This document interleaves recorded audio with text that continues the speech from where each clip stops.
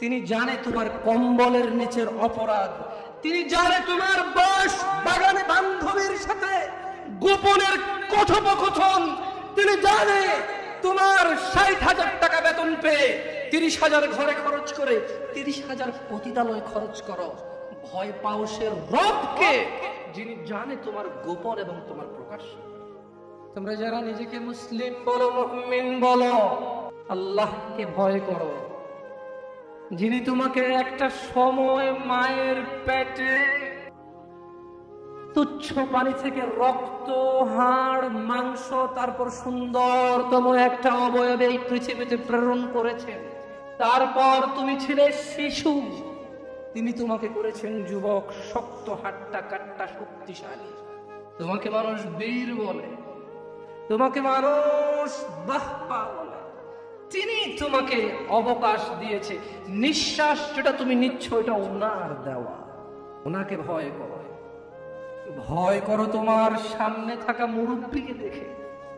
ঠিক এখন থেকে ২০ বছর আগে ৬০ বছরের বৃদ্ধের বয়স ছিল ৪০, ৪ সন্তানের পিতা, অমুক স্কুল কলেজ মাদ্রাসার শিক্ষক প্রিন্সিপাল, অমুক দলের নেতা, অমুক ব্যবসার প্রতিষ্ঠাতা, অমুক প্রতিষ্ঠানের ম্যানেজার, যাকে দেখলে চেয়ার ছাড়ে।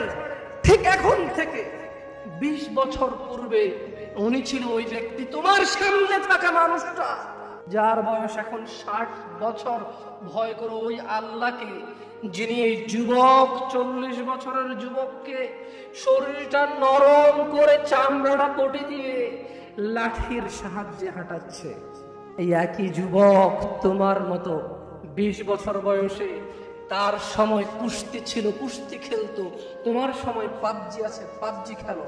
তুমি ভুল করছো যুবক, তোমার কাছে মনে হচ্ছে তুমি তো যুবক যে ঘন্টায় ৮ কিলোমিটার বেগে দৌড়াতে পারো, যে ২ দিন না ঘুমিয়ে থাকতে পারো। তুমি তো যুবক যে চিল্লাচিল্লি করে লাঠি হাতে নিয়ে উন্মুকের মাথা ভাঙতে জানো। তুমি ভুল করছো যুবক, তোমার সামনে থাকা ৭৫ বছরের মানুষটা, শুকিয়ে হাড় হয়ে যাওয়া মানুষটা, তুমি মরে যেও না। এই পৃথিবীর প্রতিপালক তোমাকে নিষেধ করছেন, যিনি জানে তোমার ভবিষ্যৎ, যিনি জানে তুমি যা গোপন করো, যা প্রকাশ করো।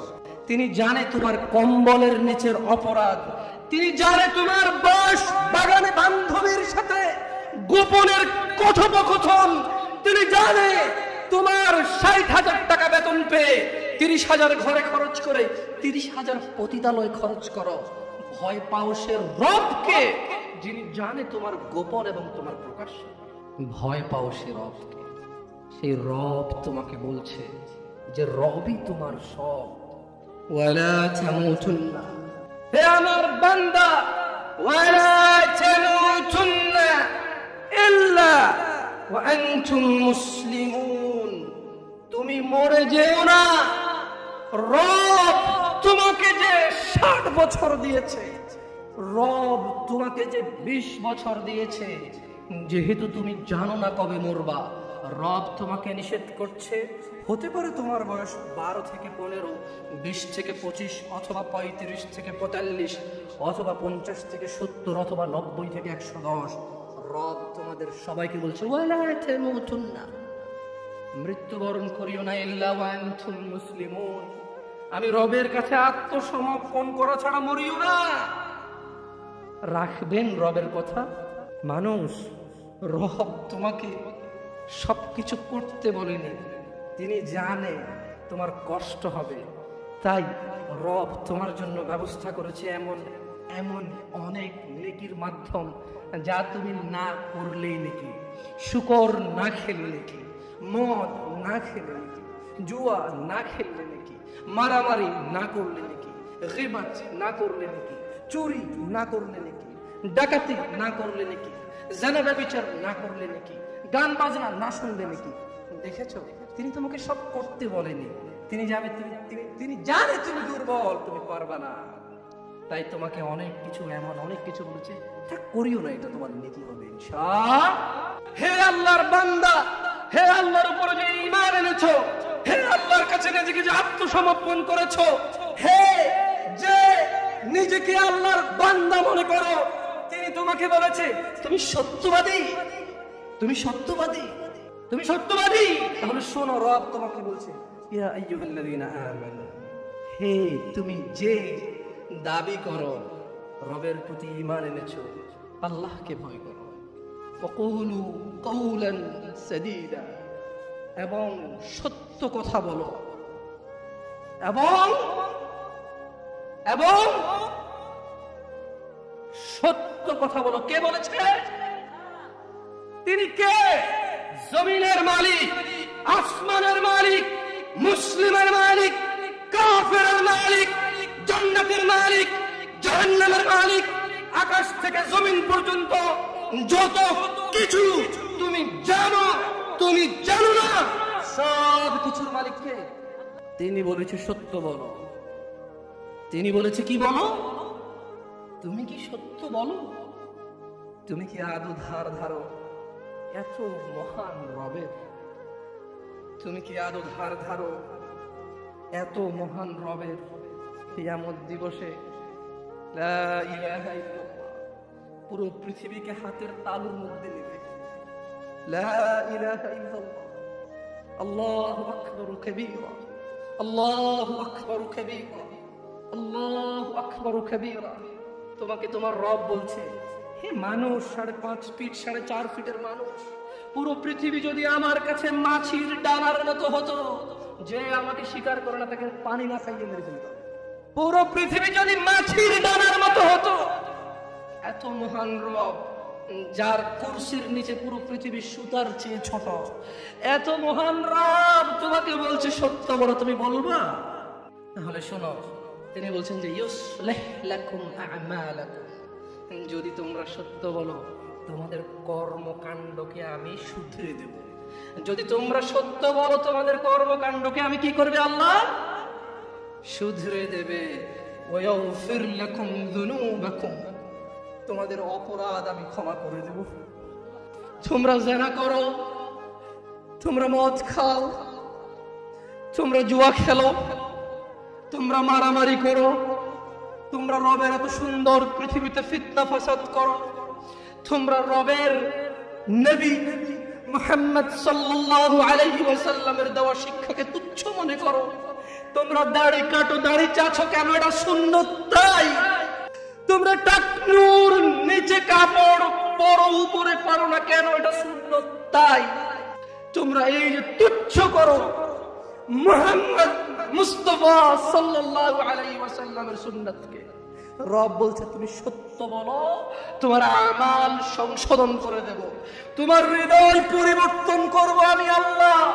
তুমি শুধু সত্য বলো, তুমি সত্য বলো, আমি আল্লাহ তোমার হৃদয়ের মধ্যে নিয়ামত দিয়ে দেব, দয়া দিয়ে দেব, তোমার হৃদয়কে নরম করে দেব, যাতে তোমার কৃতকর্ম সংশোধন হয়ে যায়।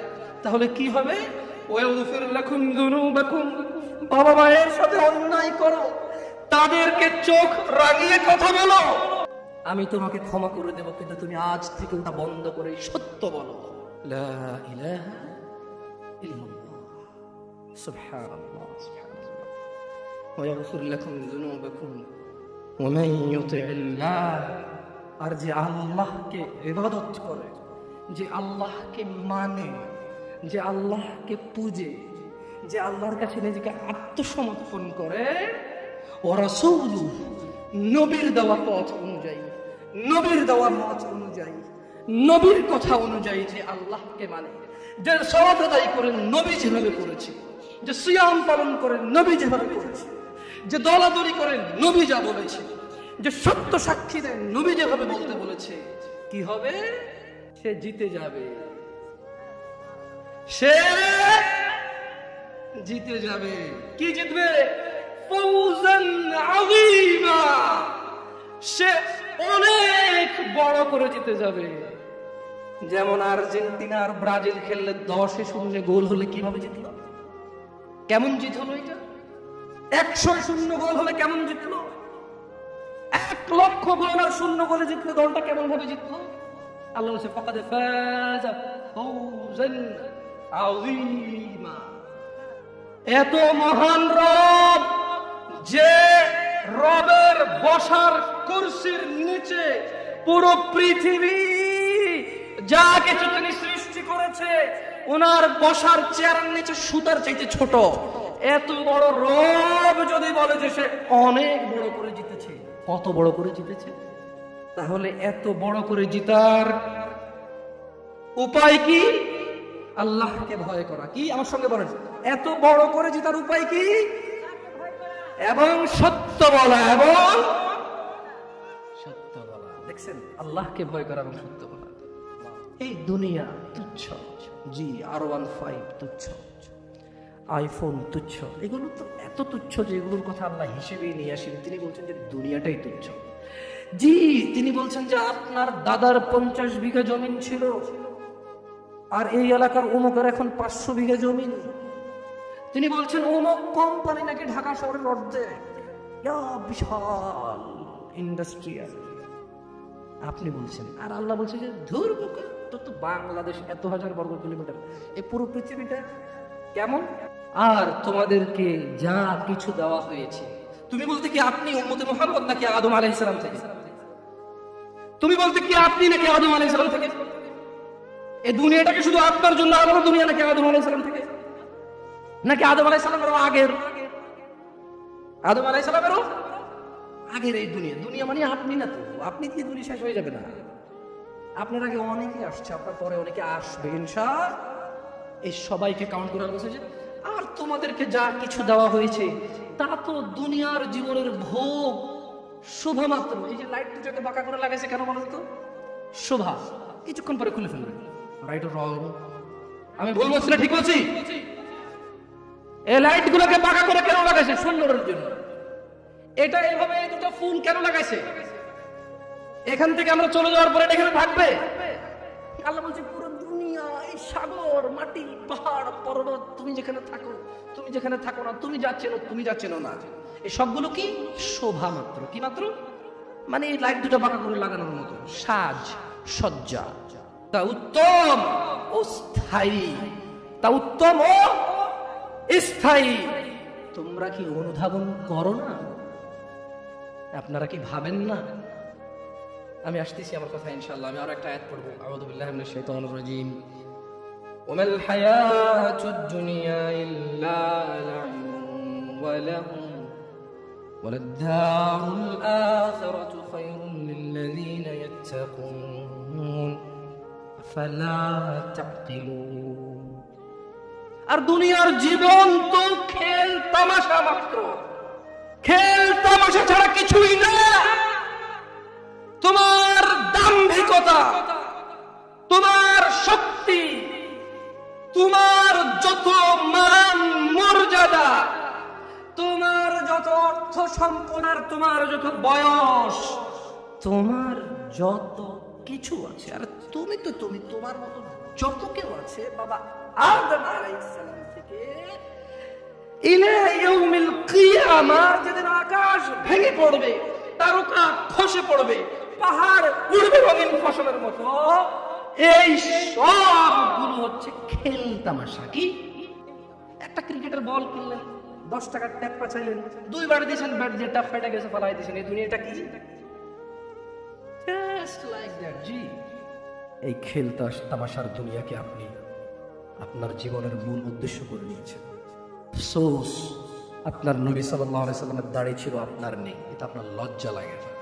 আপনি নাকি স্টাইলিস্ট, আপনি নাকি ভদ্র, আপনি নাকি বড় হলে রাখবেন। কাগজ কলম আছে? আমি বলেছিলাম যে প্রশ্ন আমরা নেই না। আমি কোনো ফকিহ না বা মুফতি না, আমি কোনো কি না। আমি আপনাদের ভাই দুটা কথা বলে চলে যাব, ভালো লাগলে নেবেন, নাহলে বাদ, একদম ছুঁড়ে ফেলে দেবেন। বুঝে আসছে না? কারণ প্রশ্ন নিলে হানাফি সুবিধা মতো প্রশ্ন করবে, শাফি সুবিধা অনুযায়ী প্রশ্ন করবে, কে কারে কেমনে গুতায়া, কেমনে হারায়া, কেমনে কার কথা উপর রাখবে, খালি ওইটা করবে। আমি কি ভুল বলছি? আমি ভুল বলছি? তো দরকার আছে এই প্রশ্নের। আপনি তো শিখার উদ্দেশ্যে প্রশ্ন করবেন না, আপনি প্রশ্ন করবেন জিতার উদ্দেশ্যে। কি উদ্দেশ্যে? আগে শিখার মন মানসিকতা করুন, ইনশাআল্লাহ একসময় প্রশ্ন জবাব দেব আল্লাহ চাই। আপনি চান জিততে, আপনি কি শিখতে চান? দেখেন, আমি ভুল বললে ক্ষমা করে দিন। কে কে আছে যাদের দাড়ি নাই তারা ইনশাআল্লাহ দাড়ি রাখবে, এরকম আরেকবার বলেছে নাকি বলে নাই? পরে রাখবে, আর একটু বয়সের পরে। ছি ছি ছি ছি ছি ছি ছি ছি ছি, এমন হাজার মা বাবা পাওয়া যায়, ছেলেটা দাড়ি রেখেছে, এসএসসিতে পড়ে, বললো যে এখন রাখিস না, কলেজে উঠলে রাখিস। ওই মা, তোমাকে বলি, তুমি তোমার ছেলেকে আদর করো না? ছি, মিথ্যু মা। আরে তোমার মতো মারা মাই সেটা হত্যা করে ফেলেছে পরকিয়া করতে গিয়ে। তোমার চাইতে মায়েশার মা অনেক ভালো ছিল, মেয়েকে হত্যা করেছে, অন্তত ইসলামে তো বাধা দেয়নি।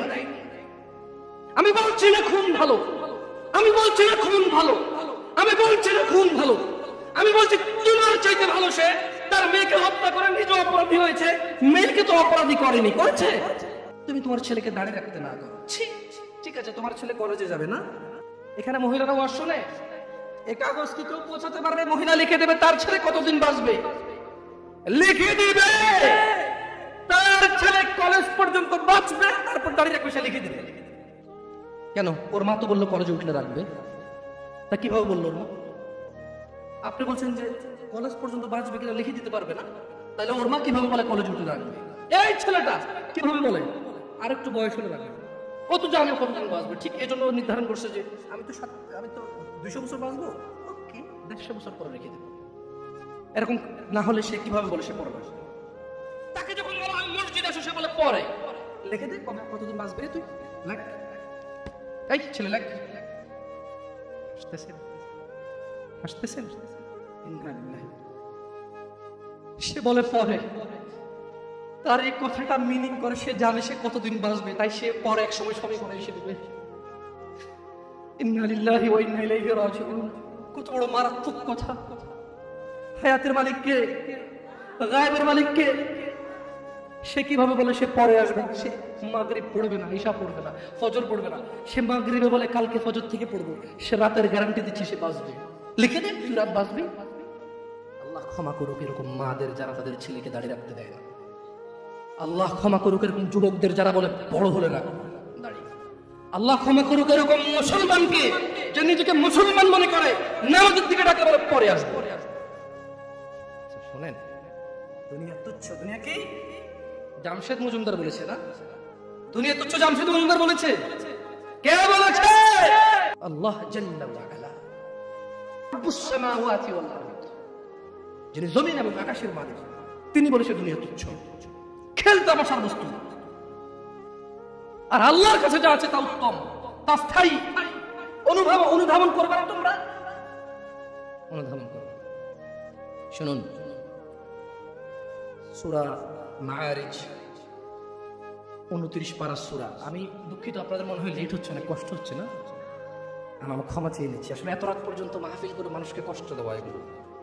আমরাও দুঃখিত, অনেক দূর থেকে আসার কারণে আমরাই লেটে এসে পৌঁছেছি, নাহলে হয়তো আপনাদেরকে আরো জলদি কথা বলতে পারতাম। আপনারা ক্ষমা করে দিন আমাকে।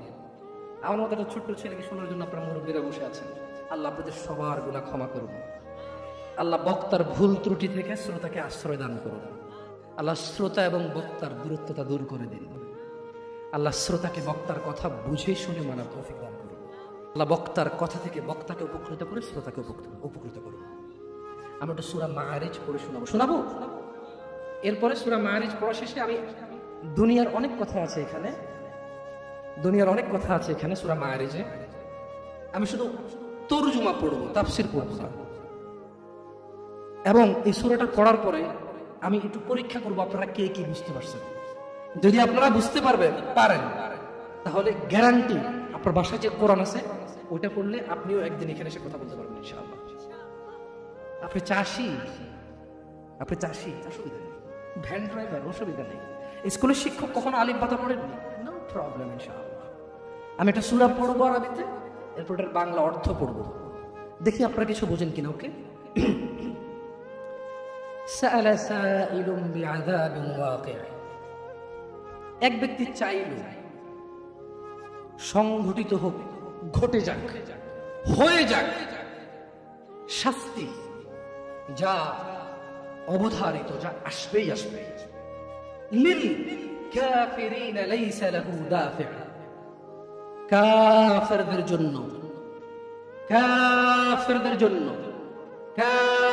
জন্য এটাকে ঠেকানোর, এটাকে আটকানোর কেউ নেই। এটা আল্লাহর দেওয়া বিধান, এটাই সম্মান। এটাই তখন কি? তখন এটাই সম্মান। কারণ আপনি তো মরে গেছেন, আপনি তো মরে গেছেন, আপনি তো নিজের কবরে নিজে যেতে পারবেন না, আপনার জন্য লোক লাগবে।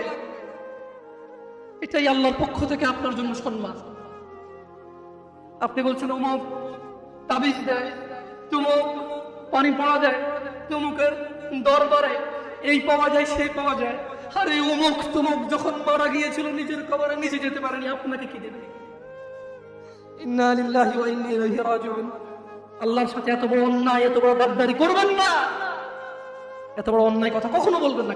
কেউ কিচ্ছু দিতে পারে না, কেউ দিতে পারে বাস আল্লাহ। এই দেশের এমপির কাছে যদি পিএস লাগে, আল্লাহর কাছে যেতে কোনো কিচ্ছু লাগে না, শুধু সৎ আমাল লাগে। কি লাগে? সৎ কর্ম লাগে, কোনো মানুষ লাগে না। আল্লাহ কাউকে ঠেকা দিয়ে রাখেনি, আল্লাহ কারো কাছে ঠিকাদারে দিয়ে রাখেনি যে তুমি মাধ্যম ছাড়া আমার কাছে কেউ আসতে পারবে না। আল্লাহ মানুষের এইখানে চাইতে কাছে, আল্লাহ মানুষের কি এই এই এই গলার যে পশমটা, এটা চাইতো আল্লাহ কাছে মানুষের। বুঝে আসছে না আসলে? আচ্ছা যাই, তো আল্লাহ বলছেন যে ফেরেশতা এবং রূহ আল্লাহর দিকে উপর দিকে ওঠে এমন একদিনে যার পরিমাণ 50,000 বছর। একদিনের পরিমাণ কত বছর? যারা বলে যে আরে একটু গুনাহ করে লো, হালকা একটু জয়লা তো জান্নাতে যাবোই মুসলমান। একদিন যদি 50,000 বছর হয়, আধা দিন জ্বললে কয় হাজার বছর? দেখি তোর কত বড় ক্ষমতা, গ্যাস লাইট জ্বালা 3 মিনিট জল, দেখি কি লাগে তোর। মিয়া ইসলামের সিনেমা মনে করছো না? সিনেমা মনে করছো? ইসলাম সিনেমা না। ইন্না কাউলুল্লাহি হক। আল্লাহর কথা সত্য না মিথ্যা? আল্লাহর কথা সত্য না মিথ্যা? আল্লাহ বলেছে একদিনের সমান কত বছর? পৃথিবীর কয় বছর? জি না, এগুলোর ভুল পৃথিবীর কসমিনকারী কেউ ধরতে পারবে না। আপনি আস্থা রাখেন আমার কথার প্রতি, কারণ এগুলো কোনো তাফসির নেই, এগুলো ডাইরেক্ট আই মানি আমি, ইউ মানি তুমি, ইট মানি খাও, গো মানি যাও, কাম মানি আসো, এরকম তরজমা। এটা কি অনুবাদ, এটা কি ব্যাখ্যা না, এটার ভুল বের করতে পারবে না কেউ ইনশাআল্লাহ। তাহলে এবার আল্লাহ তাআলা নবী সাল্লাল্লাহু আলাইহি সাল্লামকে বলতেছে, কি বলতেছে? ফাসবির, কাজেই ধৈর্য ধারণ করেন। কেমন ধৈর্য? সবরান জামিলা, পরম ধৈর্য ধরেন। ওই যে মুহাম্মদ সাল্লাল্লাহু আলাইহি সাল্লামকে আয়েশা বলল না, আরে এসে যাক সে আলাপ, যদি এরকম কিছু থেকে থাকে আসুক না, দেখি কি আসে। মানুষ কয় না, হ্যাঁ হ্যালো দেখবো তুই কি পারস, আয় আয় আয়। মানে সামনের লোকের আসলে কিছুই মনে করেন, রাইট? Right or wrong? আপনি যখন সামনের লোককে তুচ্ছ মনে করেন, তখন আপনি কিভাবে বলেন?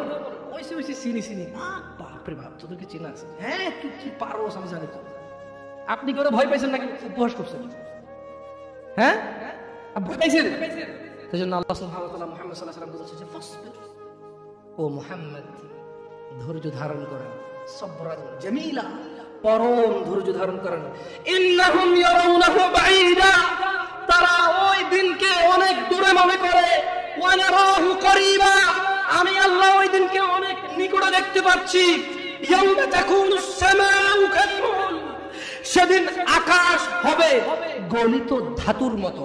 ও অপেক্ষা করছে না, ও মুহাম্মদ সাল্লাল্লাহু আলাইহি ওয়াসাল্লাম, ও অপেক্ষা করে কখন আসবে কিয়ামতের দিন, কখন আসবে আযাবের দিন, কখন আসবে হিসাবের দিন, কখন আসবে বিচারের দিন। ও অপেক্ষা করে না মুহাম্মদ সাল্লাল্লাহু আলাইহি ওয়াসাল্লাম। ইন্নাহু ইয়ারাউনাহু বাঈদা, ও মুহাম্মদ সে মনে করে যে কিয়ামত অনেক দূরে। ওয়া নারাহু করিবা, আমি আল্লাহ দেখতে পাই এটা অনেক কাছে, অনেক কাছে। তো ওটা আসলে কি হবে? দিন আকাশ হবে গলিত ধাতুর মতো।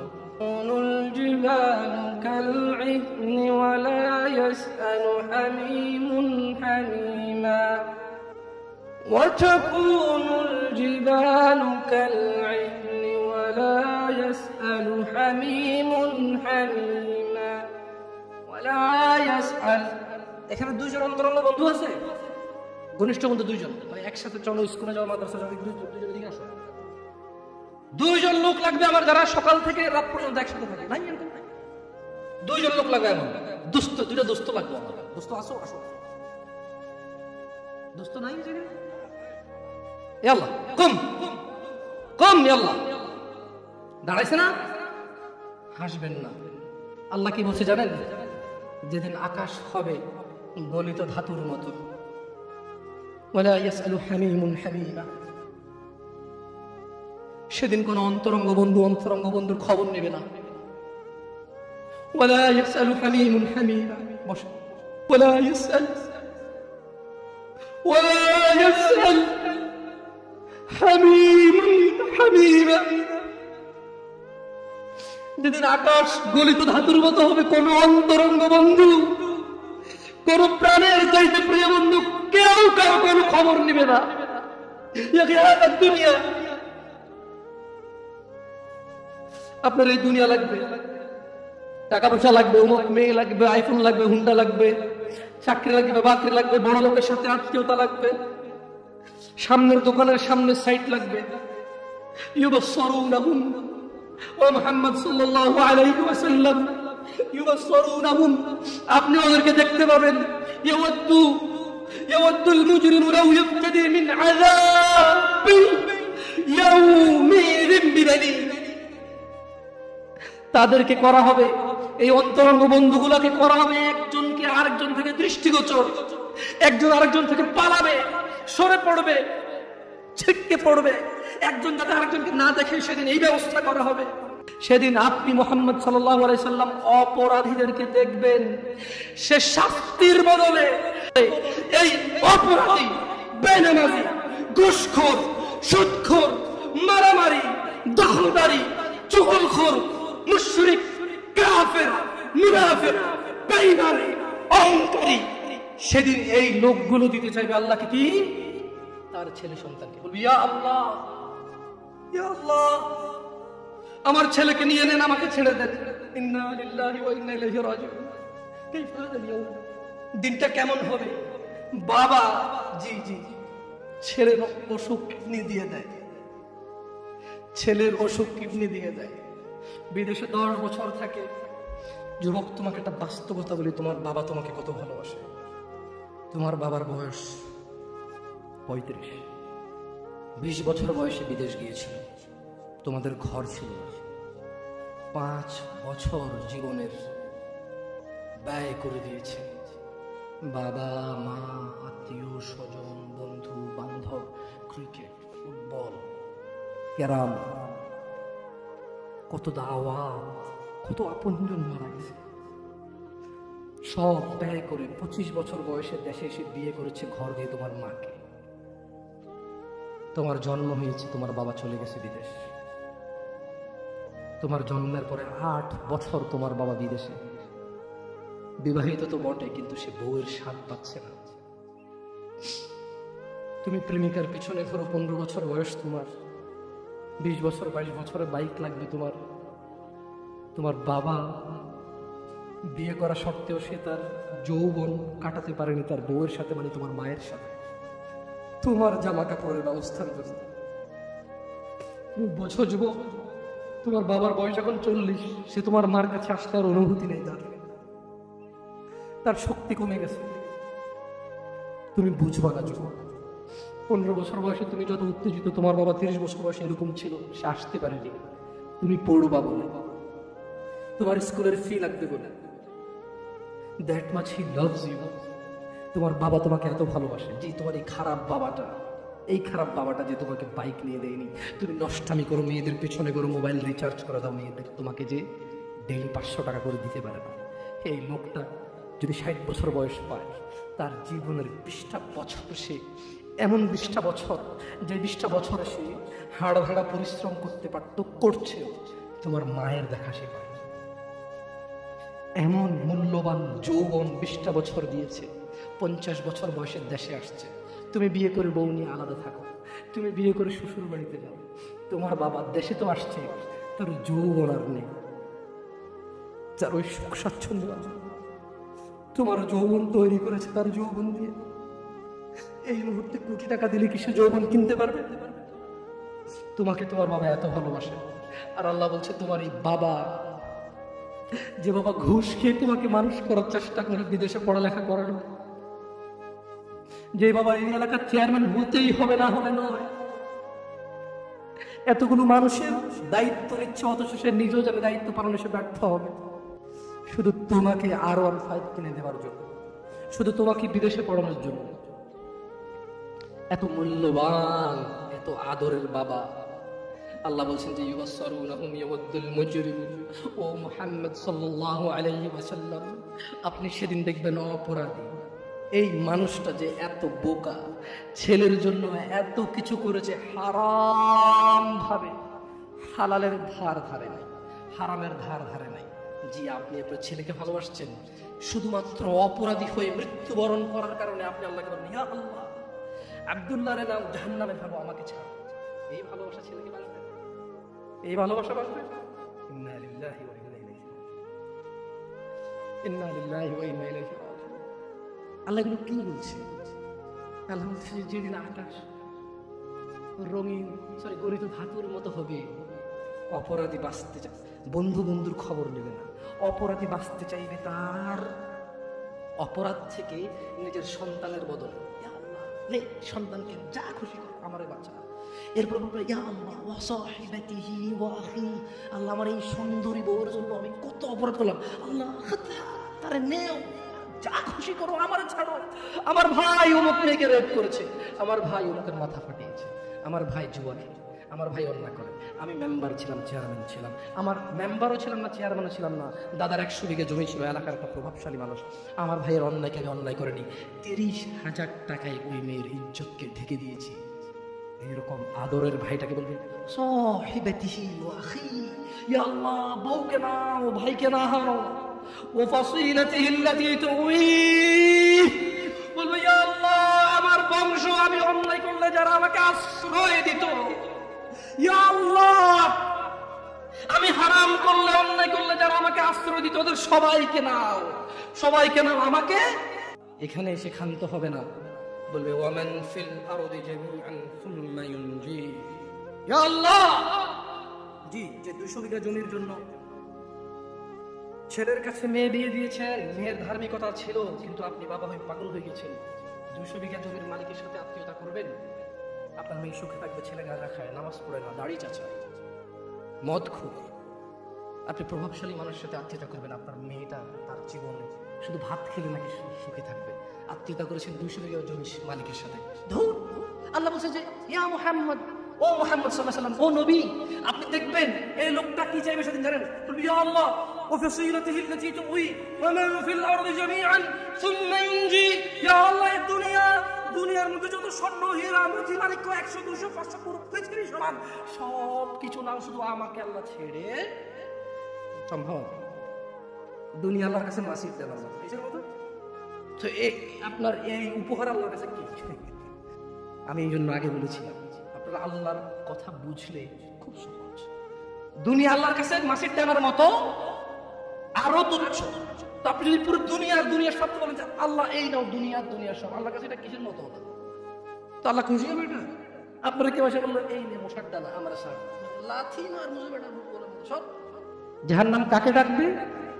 যে সত্য থেকে মুখ ফিরিয়ে নেয়। বলুন দাড়ি কেন চাচ্ছেন? কোন রিজন নেই। আপনাকে যে হুজুর বলেছে আপনি মুসলমান, আপনার নাম আব্দুল্লাহ, ওই হুজুর বোকা। আমি হুজুরকে কি বোকা বলতে আসছি এই জায়গায়? নাকি উদাহরণ দিচ্ছি? ভাই দেখেন, আপনাদের মন মতো না হলে কিন্তু আপনারা উদাহরণের বলেন যে হুজুরে কইছে, আসলে কিন্তু কই নেই, উদাহরণ দিচ্ছি। কি দিচ্ছি? যে আপনাকে বলছে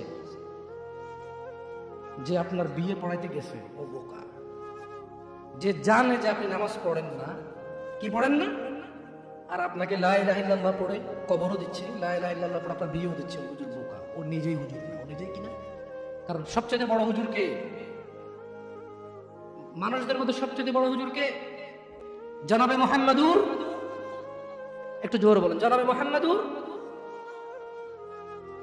তো উনি বলেছেন মান তারাকা সালাহ, যে নামাজ ছাড়লো ফাকাদ কাফার, সে কুফরি করলো। তো এবার আপনি গেছেন ওকে লা ইলাহা ইল্লাল্লাহ বলে বিয়ে পড়াইতে, আরে ওর কিসের বিয়ে? ও বল ভং ভং চং চং পং পং যা পারে তা বলে বিয়ে পড়াবে।